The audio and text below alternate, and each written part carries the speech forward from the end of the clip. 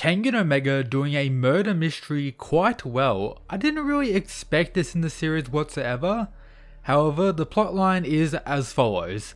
These are the 7 original Tokita Nikos. One of them is a traitor, described by Gaimikaku as the devil among the 7 of them. Most likely the person who becomes the Tiger Niko. In the most recent chapter, 2 of them are dead, that being number 2 and number 7. And now we have number 1 and 6 fighting, blaming one another for being the traitor. That leaves us with one question: who is actually the traitor? Let's break it down. So let's cross out the 2 that are currently dead.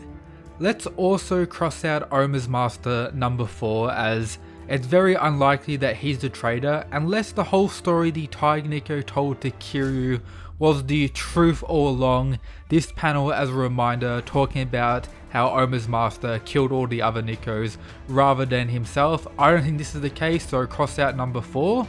We have number 6 and 1 currently fighting, blaming one another for being the traitor.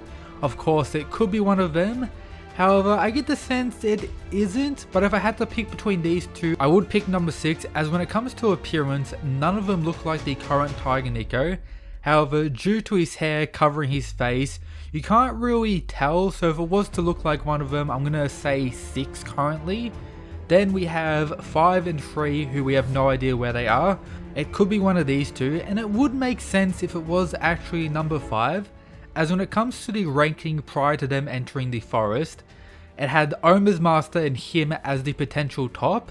7, yes, had the most potential out of all of them, but he's dead, so it doesn't even matter. So going into the forest, the overall strongest should have been these 2 on the same level.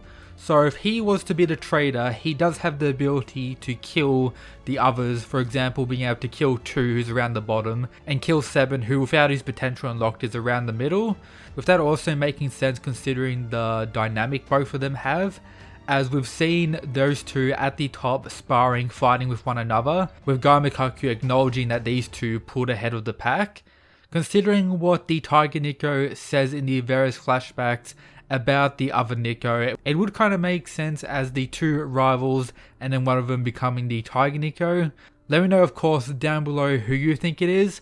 I personally think it's between 6 and 5 currently, but I'm going to go with 5. Now before I continue, make sure you subscribe for more Kengan Omega content, leave a like in the video.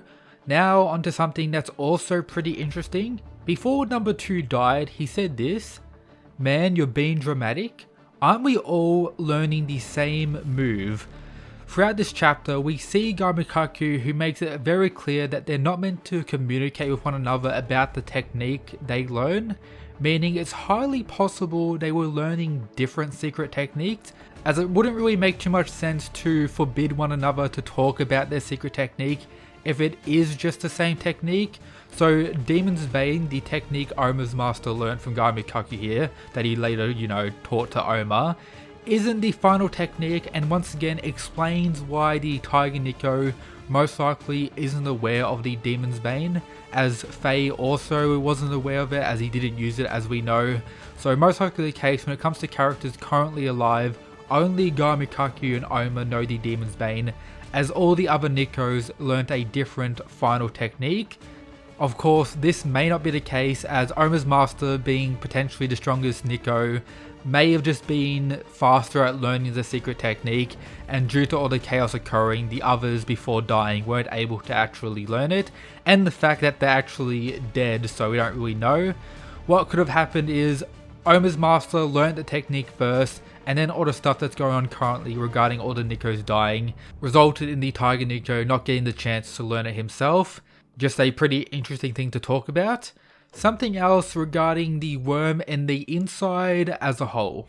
We learned that the entire inside itself was actually created by the worm long ago, and that its original purpose was to be one massive goo chamber, the thing that Kanna was put into by the worm and Lutien as well. Of course, these 2 being put in by the Tiger Niko, meaning the idea of the goo chamber has been a practice of the worm long before the Tiger Niko actually joined it, which is something interesting to think about. Of course, this isn't the current purpose of the inside, as it's got kinda out of control for something to be controlled like that, but considering that was the original purpose, it's quite insane, and the worm's involvement in the whole story has once again stepped up a new level. Now, with all of that out of the way, next chapter we're most likely going to learn who the traitor was, who the Tiger Niko was, and of course what happens, what Guy Mikaku does after most of his students die, what Oma's Niko actually does to survive, and then where the Tiger Niko heads out to. I'm getting the sense, of course, it also connects to the worm, and that Shen will most likely pull up and have an exchange with Guy Mikaku for some way. I get the sense that upon Guy Mikaku finding out who the traitor was, he's going to try and kill him, and that's where Shen potentially pulls up, resulting in Guy Mikaku's current goal to kill the connector of the worm due to this whole situation. Of course, most likely prior to this, he's aware of the worm and their whole involvement in the inside, that they created the inside, everything like that. However, I don't think he was aware of the, supreme being of the worm, the connector, until the next following chapter. Of course, this is just my prediction for now, but I think that occurring does make a lot of sense. As a whole, I'm really enjoying Kengan Omega currently. Yes, the chapters have been quite short. I expected this one to kind of reveal who the traitor was, but them kind of implementing a murder mystery aspect is quite cool. Also take note, Sandro's other manga, which has recently begun with its first chapter release, the female fighting manga, chapter 1 did come out. I have read it. My thoughts on it aren't all that. Yes, it's okay. I don't really like the pretty much character designs, if I'm being honest. A cool concept, I'm definitely going to keep reading it. Maybe once a few more chapters come out, I'll make a dedicated video on it. It's not the worst, it's just like average for me so far. We'll have to see where it goes. Some other things to remind everyone about. When it comes to Kengan Omega, since we're finally getting the reveal about what happened in that forest relating to the Tiger Niko, him having his fight against Oma during this arc is a very high possibility, as if you don't know, all the top members of the worm apart from that one character we haven't seen yet are currently located in the inside as well. This includes the connector. It's highly possible that Guy Mikaku ends up dying in this arc after he finishes explaining this flashback. And then we also have the thing on the TV that had Kazi freaking out a few chapters ago that we have no idea what it was.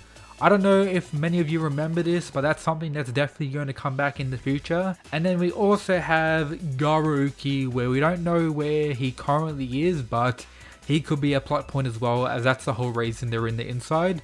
So don't forget about the main things outside of Guy Mikaku's pretty amazing reveals in his flashback explanation. But that's everything for today's video, guys. I hope you enjoyed. Check out all the other stuff in the description, and that's it, guys. Peace.